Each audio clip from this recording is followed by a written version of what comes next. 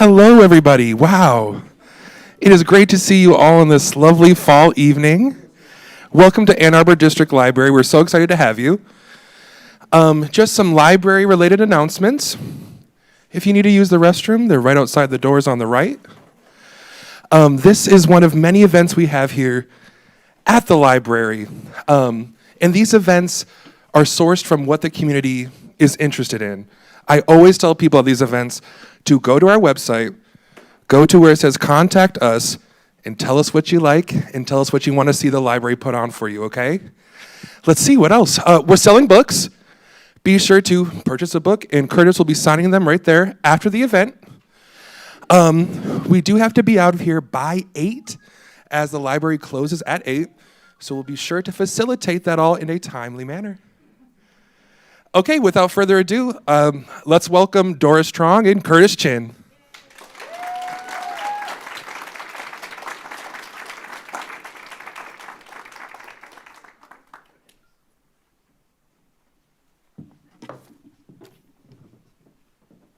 Wow, these are big. These chairs? It's like room for 2 people here. Well, you were talking about your ever-expanding waistline from the treats and whatnot that you're having. So thank you all for being here. We're really excited to have everybody here with us. There are plenty of seats up front, so feel free to move closer. Yeah. Curtis is very friendly. I get really insecure when there's nobody sitting in front row. Like I just see empty seats. So if anybody want to, at least a couple people move to the front, that would be really nice. Yay. Okay, great. Thank you. Okay. And hello to our online audience, whether you're watching live or perhaps recording. Great. So just a little bit about myself, then we're going to talk about Curtis for the rest of our time here. We're also going to kind of speed through things a little bit just because we want to make sure that you get an opportunity to ask your questions and get your book signed if you bought some. And also the library closes at 8, so we've got a pretty tight schedule tonight. So I'm Doris Truong. I am currently a Knight-Wallace Fellow here at the University of Michigan. I work at the Poynter Institute in Florida, but I'm here in Ann Arbor for the academic year, so go blue. And I know Curtis through multiple ways, but primarily through one of our friends, Jeff Yang, who's also an author and a screenwriter and an activist, Asian American activist. And Jeff Yang and Curtis and I are all members of the Asian American Journalists Association, and there's some AAJ members in the crowd here, so wave or clap. Yay, AAJA! Which is an amazing organization, and we might talk more about that. But if you have questions about that, feel free to seek me or Curtis out later. And let's talk about Curtis. So I tried to get some surprise intro materials for you, but some of that didn't pan out because people that I reached out to were not great with deadline. So, Uh-oh, I'm scared. Well, one of the things that I did find out from Ed Lin, who has known Curtis for more than 30 years through the Asian American Writers Workshop, which Curtis helped co-found in New York. Ed said that one time early in the days of the Writer Workshop, you all went to Atlantic City, and that you are very lucky because you came away with a bucket of quarters. Yeah, I paid for the whole trip. With a bucket of quarters? Wow, Atlantic City used to be a lot cheaper. Yeah, no, the slot machines, it was a Wheel of Fortune thing, and I won a few $100s.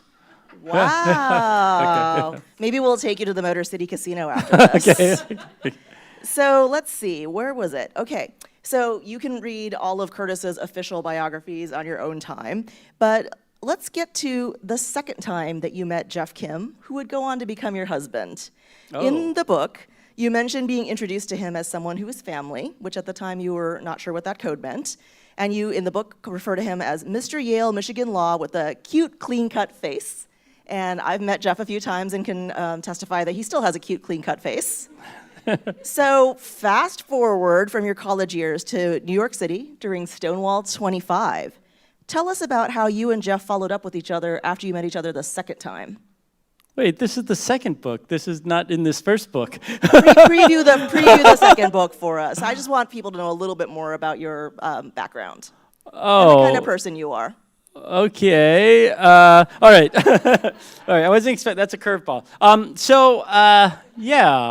I have a husband in L.A. His name is Jeff, and he's been very supportive of this tour. I have been on the road literally for the better part of the year, even starting in February, and he's been very kind, taking care of our 2 cats at home. So in terms of how we met, it was Stonewall anniversary. It was the 25th anniversary. I had a big apartment in New York with Jeff Yang, the other Jeff, and I said, anybody who wants to stay here can stay, and he was one of the people. 17 people, took me up on the offer, and we just had to hit it up. With you all at the same time? Oh, just for the whole weekend. Oh, yeah, okay. Wow. yeah. I'm just sort of weirded out by this question. This is what your husband asked me to ask you. Oh, really? Yes. No wonder where that question came from. But he wants you to talk about the card, but maybe that's something you want to say for your All second right. book. All right, fine. This is our meet cute story. So so basically, there was this big anniversary in New York City. I had this big apartment. 17 people came in, all gay Asians, right? And at the end of it, this was on a Sunday. He's flying back out to L.A. And I said, "Hey Jeff, I had a really good time." He actually usually tells me not to tell this story. It's so weird that he's asking me to tell the story. Anyway, he flies back home to L.A., and he calls me and says, "Oh, I had a really great time," right? And I said, "Okay, yeah." So we talked for an hour. Fine. Wait, I'm sorry. I got a little disconnect. So I asked him, I said, "Hey, I want to go out. Would you want to try going out?" And he said, "No, it's a long-distance relationship. I don't really want to do that." And I said, "Okay, fine." But he gets on the plane, flies back to L.A., he calls me, we talk for an hour. Okay, fine. The next day, he calls me, and we talk for another hour. I say, okay. And then the third day, he calls me again. And I said, okay, fine. If you're going to keep calling me and we keep talking for an hour, then we're kind of going out, right? And he said, okay, fine, I'm not going to call you. And so then the next day, he doesn't call me, right? I was like, okay. But then the next day after that, he calls me again. I said, okay, that's it. We're going out. And he says, okay, fine. We'll try it. And that day, I had an intern where I was working who was, sending a card to his girlfriend. And so I said, okay, well, I'll send Jeff a card too, just to say, hey, I look forward to going on this journey with you. I mailed him a card. We talked the next day. But then the next day after that, I get a card in the mail. And it turned out to be the exact same card that he mailed me. It's like 1,000 baby faces. It's so, yeah. So I know. So cute. I know. So it was meant to be. I don't know what it has to do with the book. It has nothing, because it's not in the book, but that's my husband. So I think he just wanted me to talk about him. Probably. He couldn't be here. And Okay, he did couldn't go to be Michigan here. Law, right? What? He did go to Michigan Law. He went to Michigan Law, so Yeah. he's a Michigan alumni. Yeah. All right. And shout out to our friends from, what does that sign say? Yeah. Great. Yeah, they came with their own signage. Excellent. Okay. Right here, and feel free to sign up for. I know Jacob also likes it. Jacob has actually been following me around on this tour, right? And so he actually started on Sunday in Milwaukee. On Monday, he was in Naperville. On Tuesday, he was in Chicago. We parted ways on Wednesday and Thursday and Friday, but then he came today, and he's coming to the one in Detroit tomorrow. That is So hardcore. it's hardcore. Like, Thank I have a you. groupie. Yeah, I know, you have a groupie. Yeah. All right. Yeah. So we both grew up in families that own Chinese restaurants, which is why I was like super interested in this book before you even had a publisher. But you were going to share some from your book, which you also recorded the audiobook version of, correct? Yeah, I did, which is a whole another story. Like, the experience of how do you cast yourself, right? Or like, how do you You can't do better than yourself. No. So anyway, so I am going to read a little bit from the book, if you guys don't mind at this point. So as the title is, first I want to talk a little bit about the book, if okay, just sort of set it up. So as the title implies, everything I learned in a Chinese restaurant. I like to think of it as not only just any Chinese restaurant, but the best Chinese restaurant in Detroit. I know there are other Chinese restaurants family here, so don't fight me on this. But, the way that I sort of gauge why I think that Chung's was, the top Chinese restaurant in Detroit was because I asked people to guess how many egg rolls we sold in the 60 years that we owned the business, from 1940 to the year 2000. And if you've read the book already, don't answer. Any guesses? 600,000? Anybody else? Any math majors here? Probably beyond $1 billion. What? What? No. We sold over 10 million egg rolls. That's a lot, right? Yeah. all made by my grandmother and my mom, you know, including the skin, the sauce. That just shows you how popular the restaurant was.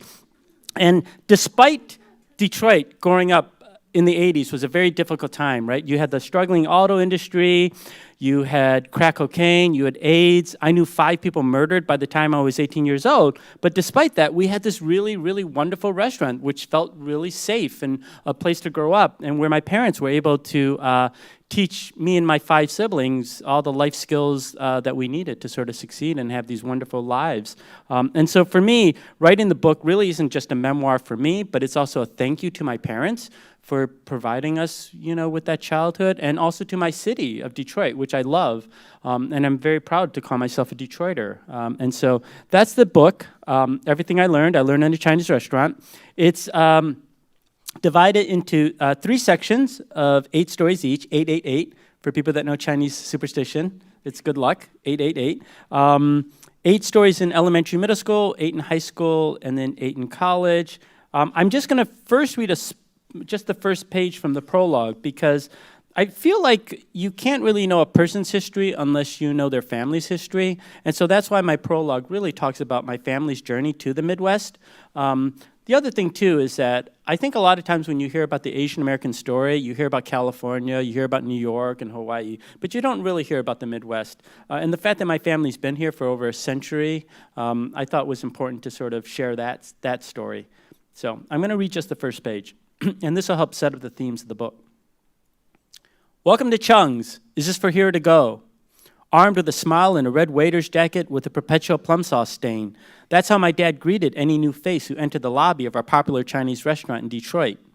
Interestingly, my great-great-grandpa, Gong Li Chin, had faced the same question in the late 1800s as he stood cold and alone on a rickety dock in Guangzhou, China, trying to decide his future and that of his young impoverished family. For here to go. For here to go. As I got older, it was a question I asked myself. Starting out in our restaurant's long and open back kitchen, where my family made some of our most popular items, including the tangiest barbecue pork and the best-smelling almond cookies, my mom taught me my first lessons. Before diving into math, English, and geography, she began with a little American history, tales of elders and ancestors, our family as prologue. So once again, you know, the prologue really follows my family's journey of, you know, arriving in the Midwest. Specifically, my great-great-grandfather, Gong Li Chin, who first moved from Canton, China to Canton, Ohio, before realizing there weren't actually Chinese people there, and then moving up to Detroit, and how, you know, he tried to get a job in the auto industry, couldn't get anything, so he ended up doing the hand laundry, saving up enough money, opening up his own store, but then opening a grocery store, and then finally in 1940 opening up this restaurant called Chung's, which is where I grew up. And the prologue continues up to the year 1967 when Detroit had this thing called the Detroit Riots, or what some people call the Detroit Rebellion. And during that time period, for the first time ever, my family actually had to close the restaurant for 5 straight days because, you know, racial strife was happening, the city was burning down. But during those 5 days off, my parents managed to have sex. And 9 months later, I was born as their riot baby. And so I sometimes think that the reason I do so much work in social justice and racial equality is because without that, I wouldn't be around, right? Like, so I kind of owe it to this and sort of in my DNA. And so that's what the book is about. It really follows this journey of this kid who loves his family, loves the Chinese restaurant that he's growing up in, but at the same time, the city of Detroit's literally falling apart around him. And then I'm also struggling with my own sexuality, trying to figure out about coming out. And so that's the journey. There is a piece that I want to read, a longer piece, if you guys don't mind.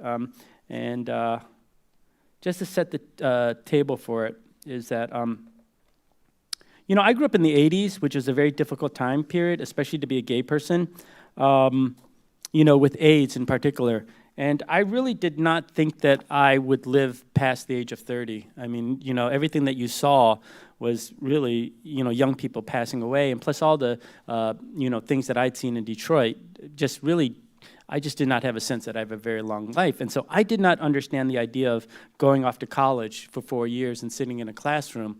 I just wanted to go off and start my life. But my mom, who did not have an opportunity to even finish high school herself, really wanted all of us kids to get an education because she didn't really like the restaurant life, and she felt like that was the best way out for us, was to go to school.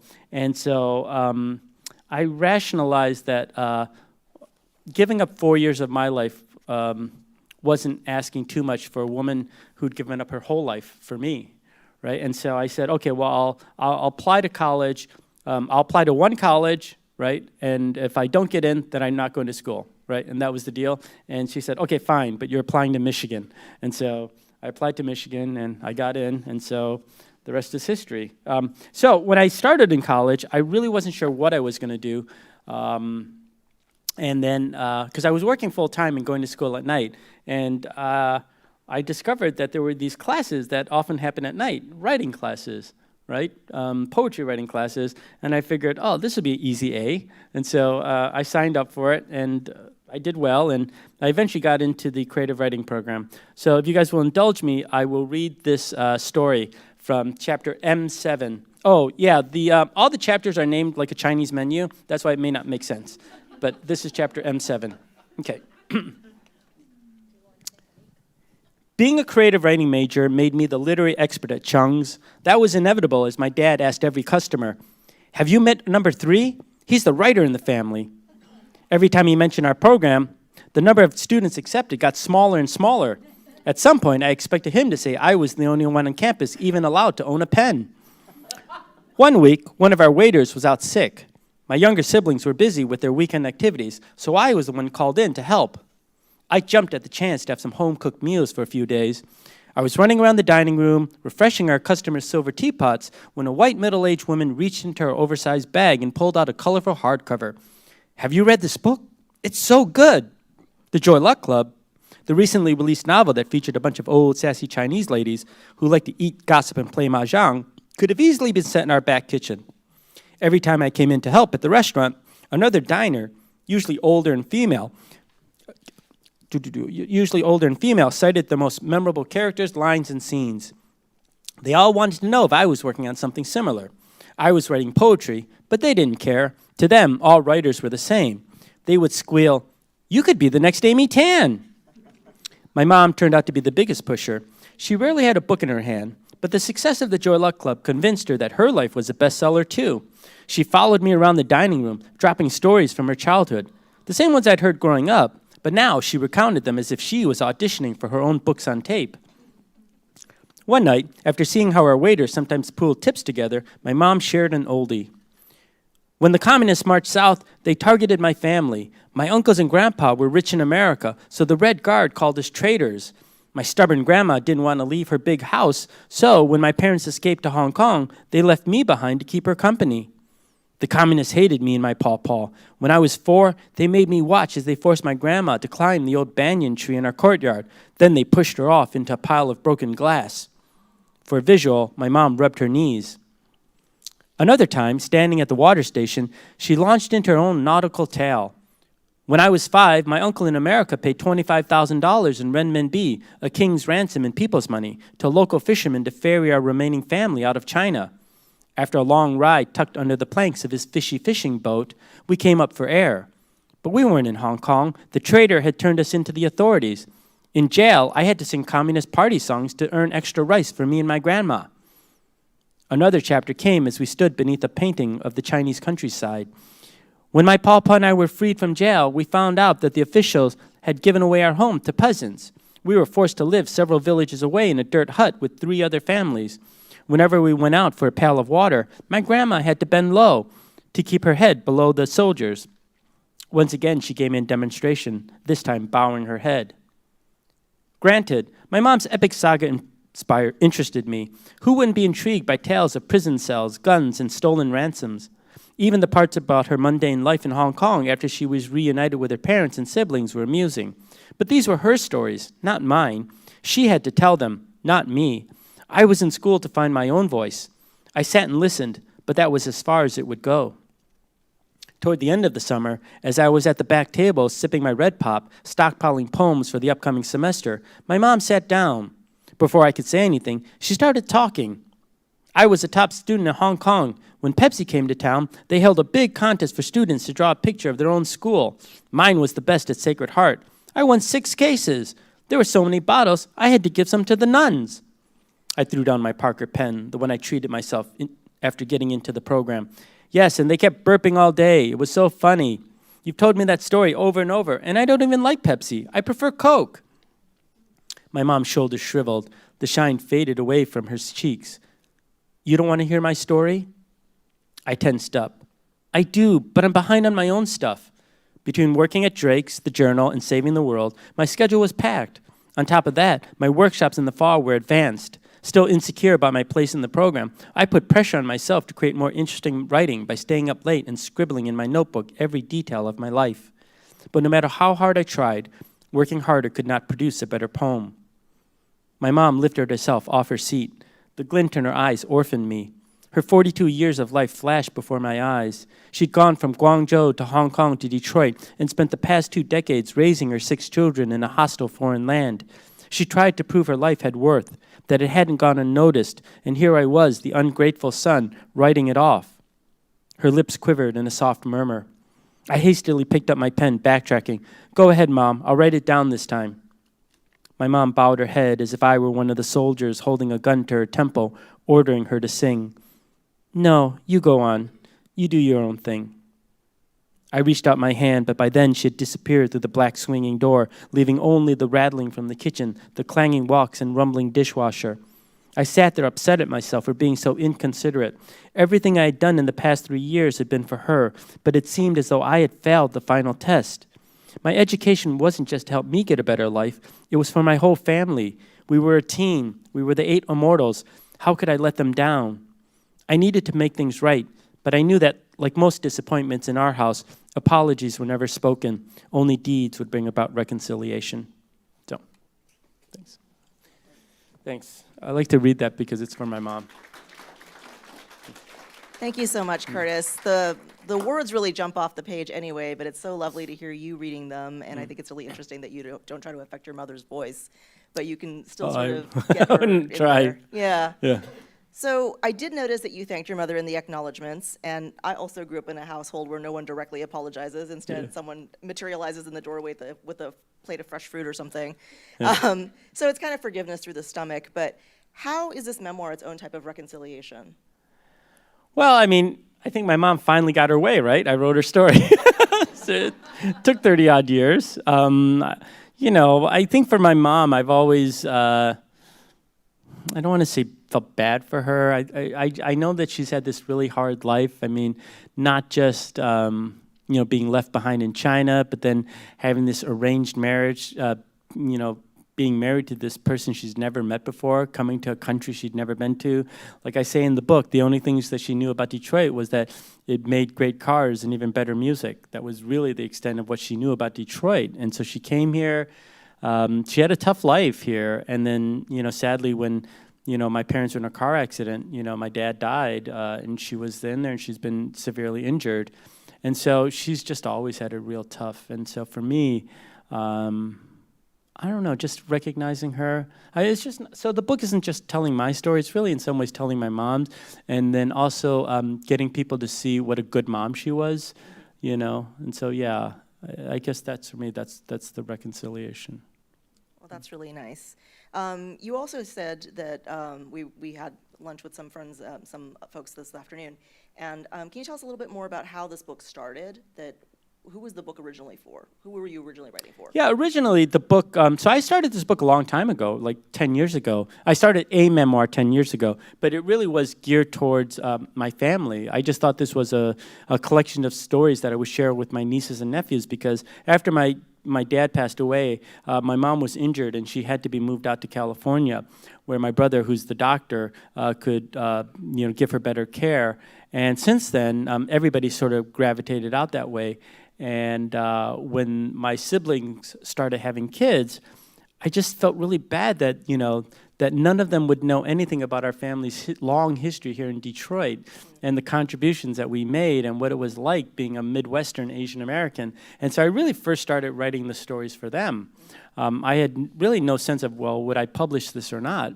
But then, when COVID happened and George Floyd was murdered and you had this rise of anti-Asian hate, I started to think like, well, maybe I could contribute to the conversation that our country was having, right, about racial identity, about queer identity, et cetera, et cetera. And that's when I started to shift the book a little bit and talk about more serious stuff. So yeah, that's how it sort of came about. Well, I mean, I think that it's so interesting the way that it's chronological, but then there's lots of different threads that kind of pull you through the book. Like, as you mentioned, that you're a baby of the Detroit Rebellion. Yeah. You have a lot of different things that are themes in the book. You talk about allyship. So you've got intersectionality in lots of different ways, race, coming to terms with your sexual orientation, being one of the few Asian American families in your neighborhood. Is that right? Yeah. Yeah. Like socioeconomics, all these different kinds of intersectionality that you were dealing with. You were immigrants. You were this immigrant family. And then also kind of bringing it back to Detroit, thinking about the power of collective bargaining and unions, and kind of, maybe we should explore some of your original Young Republican tendencies there, but just kind of thinking about all these different layers and how all of that kind of becomes this big stew of life for you. Go ahead, you were going to say something. Yeah, I don't know if you guys heard, but Doris slipped in the fact that I was a young Republican back then. It's in the book. Yeah, I'm not anymore, just to be clear. But back in the 80s. I was also a young Republican. So back in the 80s, I like to refer myself as the Asian Alex P. Keaton. I was like class president of the National Honor Society, co-founded the Young Republican Club, the Students Against Smoking. I was an absolute terror in high school. But you grow up, right? And part of that is learning and listening, and that is part of the journey that I take in the book, right? Like challenging myself with some of the preconceived notions that I had about, people in society and things like that. Yeah, some of your preconceived notions included that you were railed against Madonna. Oh, yeah. Daughter of Detroit. But I do come around, so. But you used to try to write op-eds to get into the paper, right? I did. So that sort of came about because of the Vincent Chin murder. Do you guys all know the Vincent Chin case here? Okay, there's some people who are saying no. Yeah, there's some people who might need some. So in the 80s, there was a lot of anti-Japanese sentiment here in the Detroit area particularly. And Vincent was a Chinese American out celebrating his upcoming wedding. He goes to this bar. These two white auto workers come in. He was a Chinese American auto worker, right? He was a draftsman. These two white auto workers come into the bar. They're overheard saying it's because of your mother blanks that we're out of work. They get kicked out.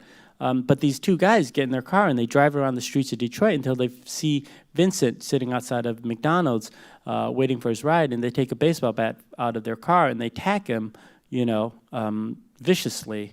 And so because our families were friends, we actually found out that very next morning that he was in the hospital struggling for his life, right? And if you're a young kid and you hear that somebody you know is in the hospital, you're going to check the news, right? You want to know how they're reporting on it. And so I flipped through the papers, didn't see anything on the news, checked again the next day, nothing, checked again the next day, nothing, the next day, nothing. It took them 12 whole days before the media actually covered the Vincent Chin attack and murder. And by that time, he'd struggled for 4 days in the hospital. The family had pulled the plug. They'd canceled the wedding and all this stuff. And to me, it was just shocking because everybody in Chinatown was talking about this story. I didn't understand why the media wasn't covering it. And so there was this one article that appeared, but then it took another 10 months before another article appeared. Meanwhile, they were writing all these stories about these white auto workers and how difficult their lives were, how the auto industry was, making it difficult for them. And I honestly believe that the judge only gave these guys a fine of $3,000. They never served a single day in jail. And to me, I feel like if the judge had heard more about the Asian American story, that maybe he wouldn't have given that sentence, right? Like maybe he would have seen Vincent as a person.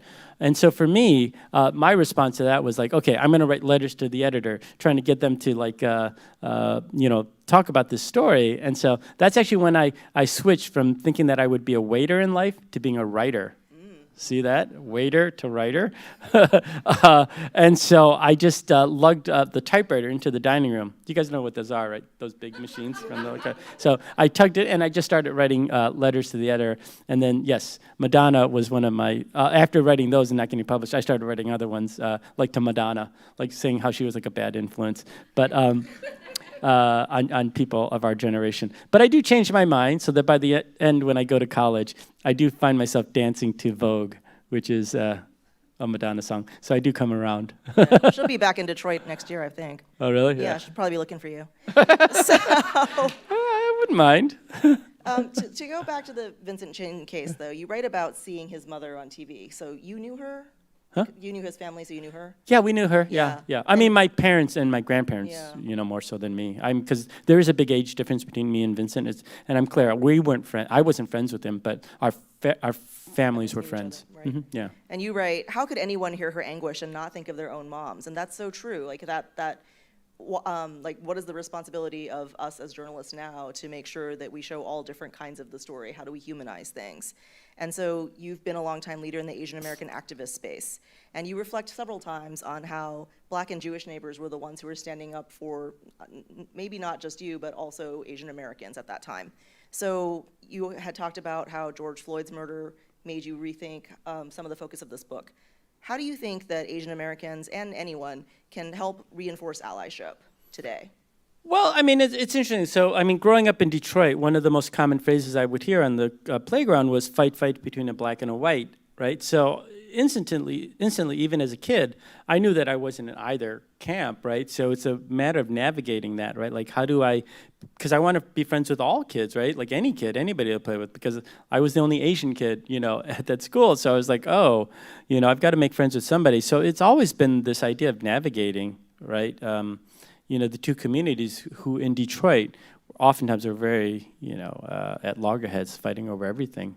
So, but in terms of allyship, it is something that I continued working on. I mean, definitely, like, so for instance, after the story about the letters was that Mayor Coleman Young, who was the first black mayor of Detroit, was a regular at our restaurant.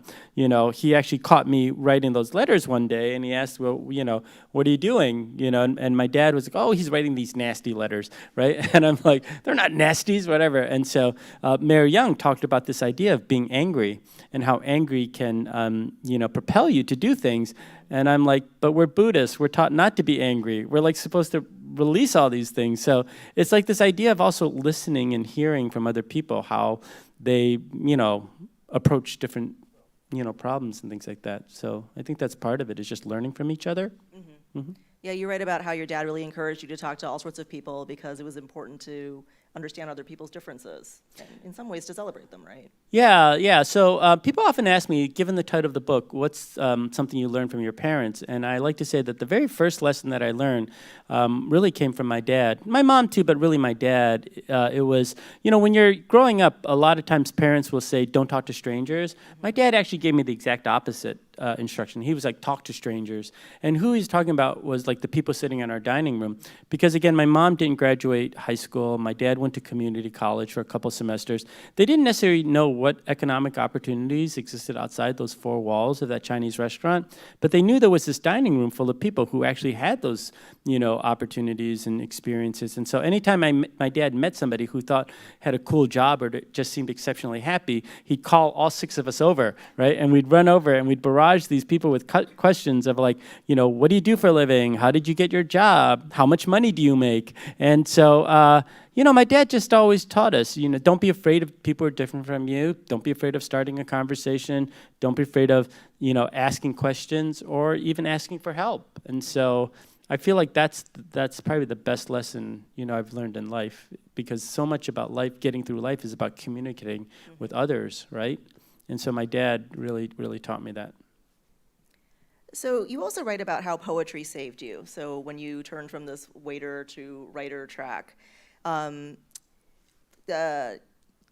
sorry, let me skip that question. Actually, let's see. Tell us a little bit more about what it's like to return to Ann Arbor. You went to undergrad here. What's it like now that your biography will always include published author? Yeah, it's, I've been back to Ann Arbor before, but it's always just very quick. Like, I'll come in and I'll do a presentation. So I don't know if I know what it's like yet. Like, I feel like next time I come back, I'm going to have to take a couple of days and just sort of absorb the city. But yeah, the place that I used to work is no longer, and a big part of this book is also gone. In addition to my family's Chinese restaurant, there was a place here on campus called Drake's Sandwich Shop. Anybody remember that place? Yeah. I used to work there, and so that place plays a big part of this story, right? Because that's where I found my chosen family. Because I left the Chinese restaurant, I came here to campus, felt a little bit lost, right? Like, I got a job working in an office. It didn't feel right to me because I felt like it's not work unless you're sweating, unless you're like running around and stuff like that. So I got a job working, at a food service because that's where I feel comfortable. And Drake's was that place. Because I didn't want to work at the 2 Chinese restaurants on campus because I thought that would have been disloyal to my parents. So I was like, okay, I'm going to work at Drake's instead. And so Drake's really turned out to be this really great place because, they were politically to the left of me, you know what I mean? So it was a great opportunity for me to like learn and be exposed to different perspectives, and also to come out because it was a very artsy bohemian place, right? And so, those are the people that I felt comfortable coming out to. So it was a really, really great place for me here. But sadly, that place is gone too. So. Well, you can always go home again, but lots of things will have changed. Tell us a little bit more about your coming out story. We know you've got a contingent of Michigan Pride here. Yeah. Like, how did you get your chosen family at Drake's, and what did that mean to you as you thought about your own sexual orientation and what that meant for you moving forward? Well, I mean, it's hard to summarize this answer in a book. I mean, it's just a question or two, because that's what the book is about, right? Like, it's the whole journey of coming out and not wanting to disappoint my family. I didn't necessarily think that my family would ever kick me out or disown me because they're not like that. But yet you always have this fear, this 1% that sort of keeps you in the closet. Plus also because I felt like my parents had sacrificed so much for me growing up that I really didn't want to disappoint them. So I feel like that is probably what kept me in the closet longer than maybe I needed to. But read the book. That's all I could say. You did grow up in a time that was very different, that a lot of the stars that we now know to be gay were also closeted, so there weren't a lot of gay role models to look to. Yeah. So, definitely. Yeah. All right, well, I'm sure some of you all have questions. Jacob's going to wander around with the microphone, so raise your hand high if you've got a question, and he'll come to you. And it is important that you speak into the microphone so the people watching at home can hear you. Hi. Hi. I wonder if should I stand up? I guess I don't have to. I don't know. Okay. Well, thank you so much, first of all. I felt like over the course of the conversation, I felt like very moved and it got emotional at times. A lot of it, like what you talk about, means a lot to me. And I'm coming from like New York City's Chinatown, so like hearing about like the institution that Chung's was feels really special and important.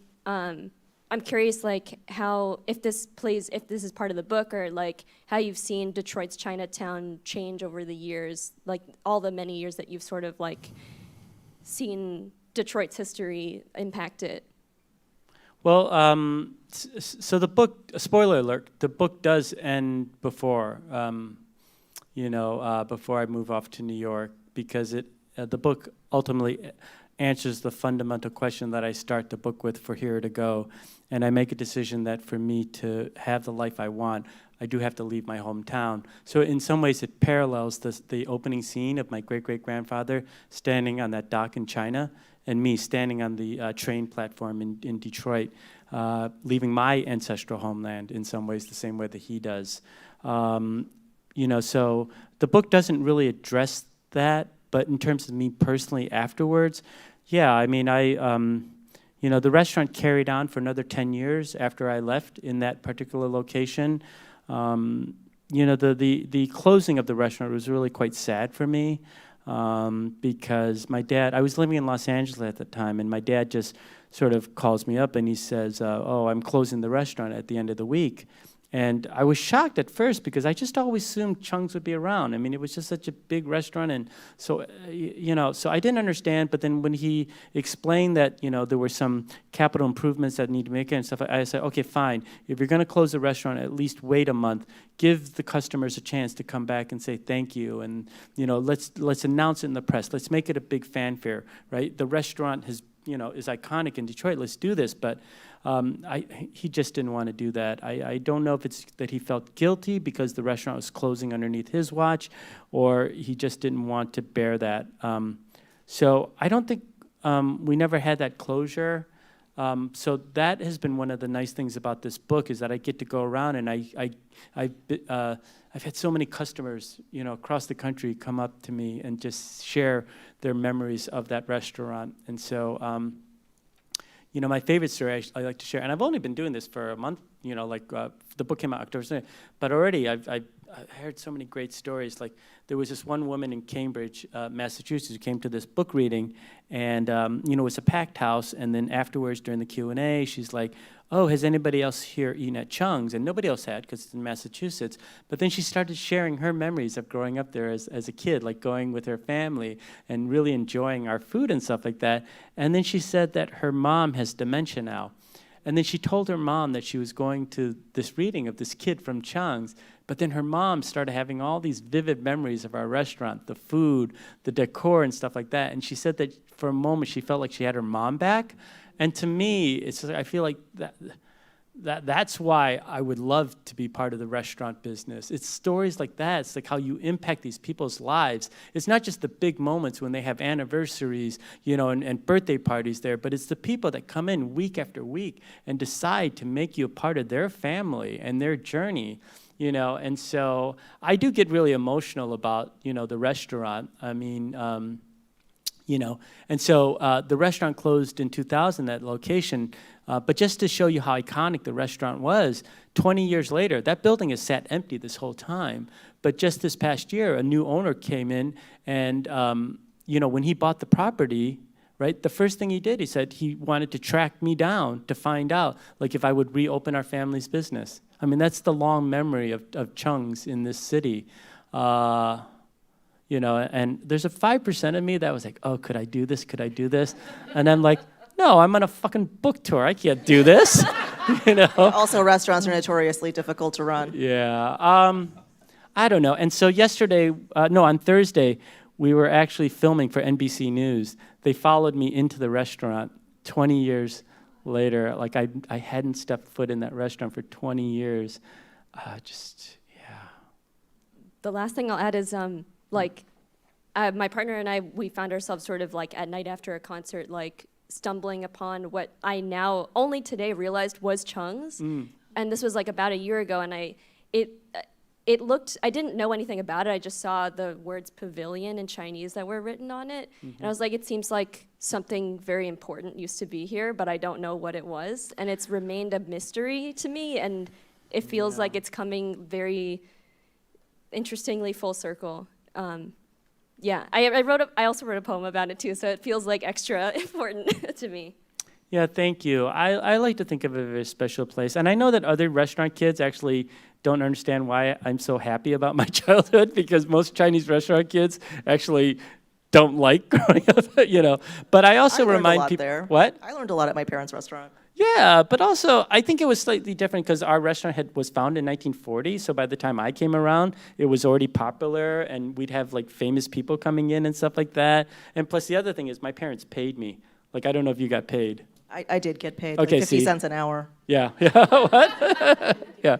But I think it's the ones who didn't get paid who are particularly bitter about their childhood. So, but yeah, I have nothing but love for that corner of Cass and Peterborough.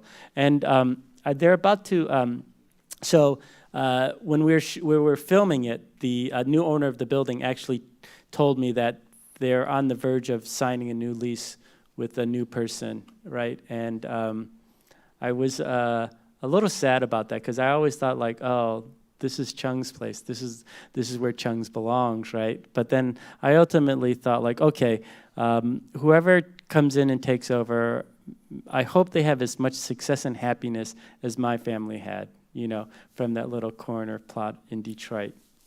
But then I thought, you know, a little bit later, I hope they open it for 5 years, fail, and then I can come in and take over. So I'm not totally altruistic, you know. So yeah. You are very lucky, so who knows? What? You are very lucky. Yeah. Jacob, is there another question? Questions? I'm coming back to you.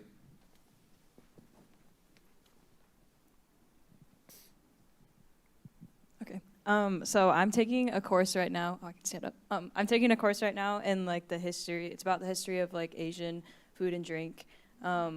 And since you're a restaurant owner, like one of the biggest questions that we're asking is what makes food like authentic, and is authenticity even like a thing? And so I was just wondering if you think that like what makes Chinese food authentic, or like if there's something in American culture that's kind of like stands out to you as well, like they're doing that really wrong. Yeah, I don't understand the word authentic either. Like you know, there's this debate about Chinese American food, like chop suey and egg foo young, whether or not it's Chinese food or not. And I say, of course it's Chinese food. It's just like our province just have to be like across the ocean, right? It's Chinese food, right? You know, so I'm much more open-minded about these cultural things. And interestingly, there's a show called America's Test Kitchen. And so they've hired me to produce an episode specifically about almond boneless chicken, which is, you know, a Detroit thing. So that will be coming out. And I do address those issues of how that came about, that dish, or at least my theory about it.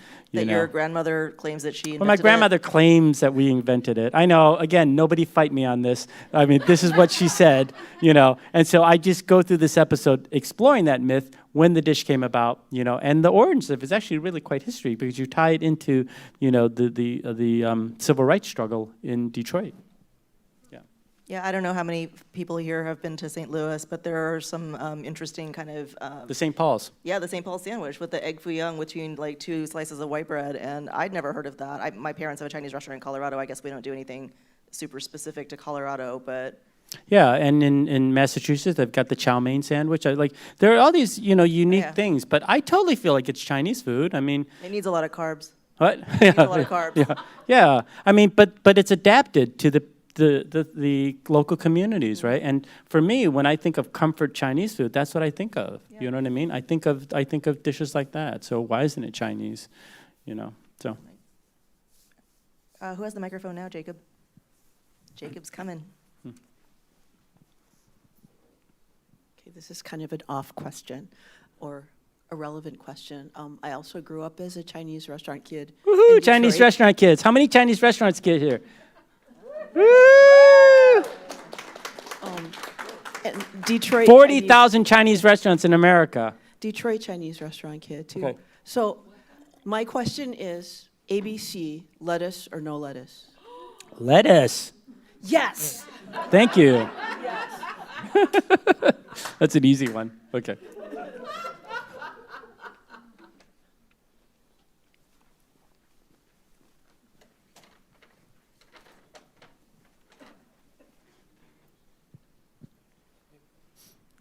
Hi, my foot fell asleep, so I'm not going to stand up, but thanks for being here. Okay. I was wondering, so I know both of you have been at the forefront of like creating fertile ground for Asian Americans to write and express themselves, and I think maybe some of you relate that growing up in an Asian American household, there's not much expressing yourself to your parents, and so a lot of it is just like internally, you know, your internal world is expressed through writing. So I'm just wondering, I'm curious, what future do you hope for Asian American writers? You can take that however you want. Asian American writers and stories, maybe. Do you want to answer? I can answer. Well, I mean, you co-founded a writing workshop. Yeah. I'm actually really, really excited. I mean, about the opportunities, and you can see that just even the last few years, the number of Asian American TV shows and films and books that have come out. And I don't think this is a blip. I actually think this is the future. And part of it is that because of the changing business model of things that are happening. So for instance, when I was a kid watching TV, you needed about 30 million viewers to be renewed for a second season. By the time I broke into TV as a writer about 15, 20 years ago, that number had fallen to about 8 to 10 million. Now you only need 3 or 4 million, right? And when you're talking about an Asian American community, we can reach those numbers, right? And we can write stories for our community where we don't necessarily have to depend on other communities. It's great if other communities want to watch it, but we can actually write stories for ourselves where we can tell the in-jokes, right? And other people have to learn them, which is kind of cool.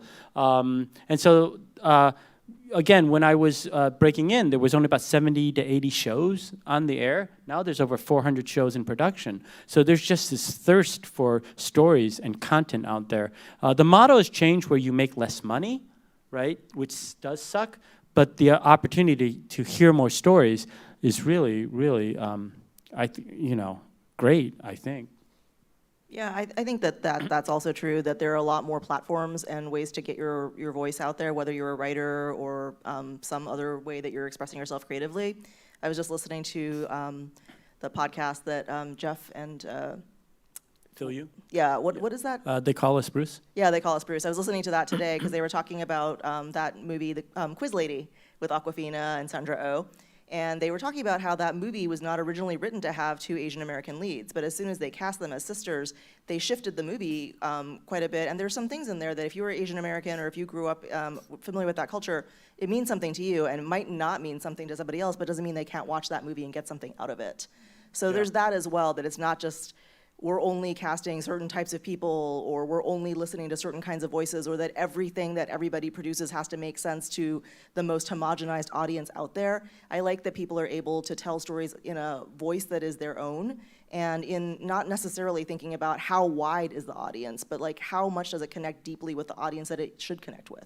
Yeah, and so there's so much content going on. I think one of the problems early on for Asian American content creators was this pressure that, if you succeeded, you had to represent it for everybody, right? Like the successes of you would be, reflected on the whole community. I don't think that's the pressure anymore. Like, so for instance, a film like Joyride, which sadly didn't do very well, right?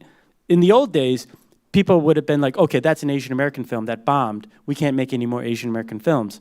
I don't think there's that attitude anymore. It didn't do that great, but that's not necessarily stopping other films that are in production and stuff like that. And so I think that's a good sign in the sense that, yeah, we can make sucky movies too, that bomb, and it's okay, right? Yeah, no, that's true, that like just because something doesn't succeed on the level that people were hoping it would succeed doesn't mean we can't try again, because in the past it would also mean if you failed, then no one else could go there again. Yeah, because that's what happened in the past, right? Yeah. And that put a lot of pressure on Asian American writers to try to conform and but thankfully that gives us the freedom to, tell the stories authentically like we want, and it's okay if it succeeds or not on its own merits. I think we have time for one more audience question, because I have one question for Curtis to wrap the day. I have a question. Is it from my which husband Jeff again? No, I don't have another question from Jeff. I have a question that's kind of Detroit specific. Okay. And forgive me if you've covered it already in the book, which I haven't yet read. Okay. I'm very familiar with Chung's. Oh, yay. Because I lived in Detroit for 20-some years. And my son went to school across the street from Chung's. Burton. At Burton. Yeah. And so my question was, you mentioned being the only Asian kid in the class. Where were you going to school, and where was your family living? Were you living in the Cass area, or were you up in the burbs? We went to Burton just briefly, but we were mostly in Southfield and then Troy. Yes. But Benny here went to Burton too. So maybe they're classmates with your kids? Yeah. Well, that was a faster answer than I expected. Is there one more audience question? When you mentioned that you wrote the book for your family, like your nieces and nephews, I'd be interested to know how they reacted to it. I have no idea. Really? I know they have the book because they post pictures of it on Instagram, but they've not talked to me about the book. So, yeah. I think they're okay. I mean, otherwise they wouldn't be posting pictures, right?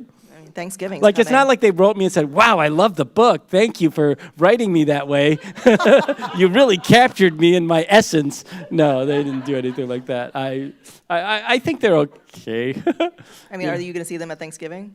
No, we never seen the. But my mom came to the reading. I mean, so when I did the Bay Area stuff, they did show up, and my mom did say, congratulations. She's very happy, So I know at least from her.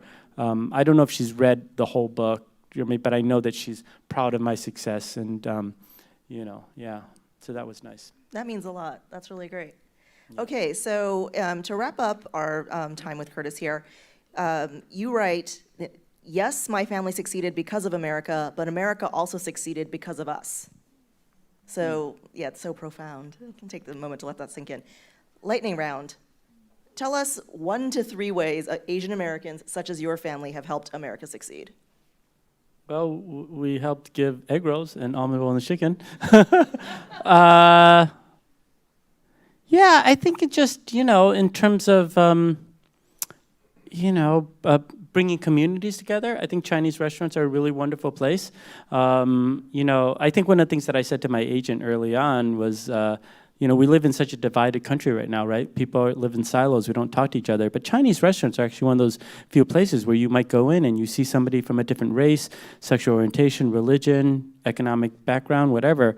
And if you sometimes just leaned across the table and asked the person next to you, what are you eating? Maybe it's these small baby steps where we can start to talk to each other as people, that might help our country come back together again. And food has that beautiful way of doing that. So yeah, I think that's been helpful. And reliably open on Christmas. Yes, and reliably. Yes. All right. Thank you so much, Curtis, for this wonderful conversation. Jacob has a couple of announcements about the book signing. Yes, books will be for sale. Feel free to go out there, purchase a copy. Curtis will be right there. Let's line up against the wall, and we'll get those books signed for you. Let's give them a round of applause. Thank you. Thank you guys so much. For people, we are actually, I do have, so I am on this big national tour. I'm hitting like 40, 50 cities. So tomorrow I do have one more here in Michigan at the Detroit Historical Society at 2 p.m. So if you want to tell your friends about it, that would be great. And then after that, I head off to Ohio. But if you want to check my schedule, it's at curtisfromdetroit.com. So thank you. Thank you.